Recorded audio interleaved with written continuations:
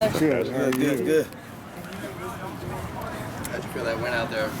Say it again. How'd you feel it went out there? Feel the win? How did you feel it went? Oh, how did I feel it went? Pretty good. We're getting better. The guys are real mature now. You know what I'm saying? A lot of game time experience, things such like that. So, you know, communication is what's really great. They believe in communicating and getting guys, you know, in the right positions and stuff like that. So I got a lot of leaders in the group that's able to, you know, direct traffic out there. So it's almost, you know, it's really good to see the development of all these guys getting to the point where they're at now, where you can take the leashes off and let them do it on their own. Speaking of communication, I think Randall told us earlier that when he plays next to Jaleel, they've known each other for so long, they can almost communicate without speaking at all. Is that something you see as well? Yeah, well, they better not be not speaking at all. But, you know, we live by our 3 V's, which is visual, verbal, with volume. So, you know, they understand the hand signs and the gestures and things like that. So that might be what he meant by not speaking at all. You know, we got a lot of sign language out there. So, you know, it's pretty good to see. Is that the most experience? This is the most experienced secondary you've had since you've been here, you think? Oh, yes, sir. By far. You know, these guys have been playing together. They know each other's shortcomings. They know each other's strengths. You know, they know everything about each other. So they know where they need to be when they need to be there. So it's good to see.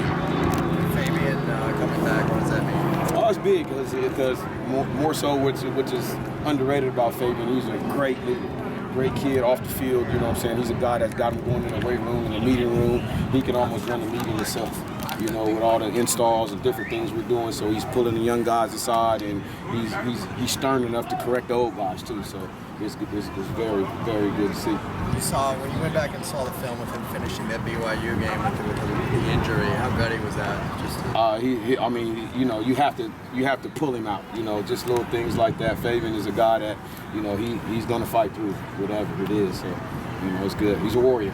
He is a warrior. Talk a little bit about Tahan and if he's kind of turned the corner with his maturity and. Yeah, no doubt. Tahan has a lot more confidence now. He understands where he needs to be and where he fits in the defense. So then now that helps him out tremendously as far as whatever shortcomings he may have, because he knows where he's supposed to be. Those shortcomings don't stick out as much. You know, so those are one things we know is really great, because we all know he's a game changer hitter. If he gets on track with people and he gets a beat on them, it could change the game. Is there a competition outside or opposite of Fabian, or is it Metters right now? It's open competition with them all, and that's what's good about the group, because they've been here for so long.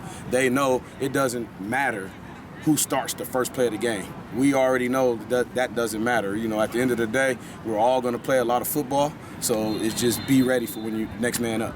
How much did that help Randall last year and in spring getting the reps that he did at corner? Well, when Randall first came in, he was a receiver corner type kid. So he's always played corner. So he's always been a guy, kind of a jack of all trades, a plug and play type of guy. But quite honestly, those are the type of guys that I love to recruit, because those, you know, in our conference with the ball up in the air a lot, you got to be able to mix and match. So, you know, put the short guys on the short guys and the big guys on the big guys. And it might cause for somebody to have to play safety to, you know, match up cover-wise, or somebody to play corner to match up cover-wise. So Darius Pickett putting himself in a place where he's going to get some playing time. Oh yeah, Pickett is what they call him the stalwart. He's a guy that's on special. He's a core special teamer, and he's showing up now in nickel and dime, and even our base package is like I said, all the group. We're going to play a lot of football. If they don't get caught up with who starts the very first play of the game, we'd be looking pretty nice this year. How do you do that? How do you keep them from not caring about who starts the first play of the game? They understand that now. That's the maturity of those guys. The young guys kind of don't see it like that, and they didn't see it when they were young, but now that they're older and understand, like, hey man, I got to take advantage of my plays when I'm in there and when I make my plays, and that way they keep pushing each other. So that's how we kind of keep the competition going. Like every day, somebody got to pick somebody up. And as you see, I kind of changed the depth. It's not really depth, it's a rep depth. So, you know, the 2s and 3s get more reps than the 1s. So some of the guys like, let me rep with the 2s today, coach, because they know they can get more reps. And so things are such like that. So we kind of just mix and match it like that. Ishmael, do you think you might see any of him on defense this season? The possibility is always there. I mean, shoot, he's been what, how long has it been here? 100 years now. Yeah, he knows the defense inside and out. He knows all the techniques. We still get our work in, behind closed doors in our press man and zone reads and any new concepts that we do coverage-wise. I keep him up on it. So that's he trying to take advantage of us on offense or whatever because I give him the nuggets. But yeah, he's there for emergency. If we need it, we got it. You guys led the conference in passing Miracle out last year. For you as a coach, what do you want your group to do next? What's the next step? The next best thing, whatever that may be. Let's repeat at that and let's chase it up in the nation. I mean, that's stats are what it is. Let's win them. Let's win the games. I want to win and no touchdown passes. Has anybody ever done that? No touchdown passes. You said this is the most experienced group you've had here. Where does it rank in terms of talent? Talent very high for us because we're so deep. You know what I'm saying? I like to call it we're solid too deep this year, and then the young guys are coming up. I mean, as you see, like Brandon Burton is out there flashing.